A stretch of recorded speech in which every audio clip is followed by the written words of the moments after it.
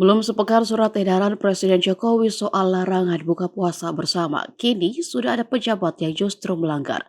Larangan buka puasa bersama itu sudah dikeluarkan Jokowi sebelum bulan Ramadan, yang ditujukan bagi pejabat dan para aparatur sipil negara. Namun sepertinya larangan itu justru dilanggar Menteri Jokowi sendiri. Menteri Koordinator Bidang Perekonomian Indonesia Airlangga Hartarto diketahui baru saja ikut dalam buka puasa bersama yang digelar Partai Nasdem. Hal itu terlihat pada unggahan di akun Instagram Anies Baswedan pada minggu kemarin.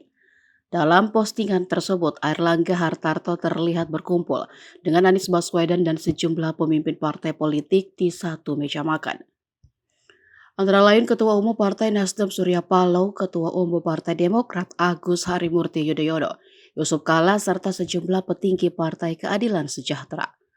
Padahal secara tegas Presiden Jokowi sudah melarang pejabat negara, termasuk Menteri dalam Kabinet Indonesia Maju untuk buka puasa bersama.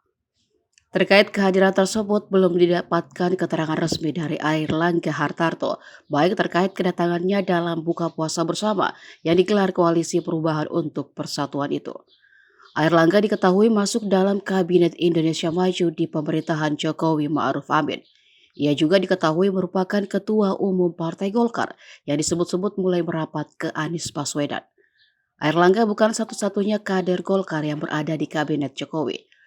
Luhut Binsar Panjaitan juga adalah Ketua Dewan Penasihat Golkar yang ada dalam Kabinet Jokowi. Namun Menteri Koordinator Bidang Kemaritiman dan Investasi itu tak nampak di agenda buka puasa bersama Anies Baswedan dan Surya Paloh.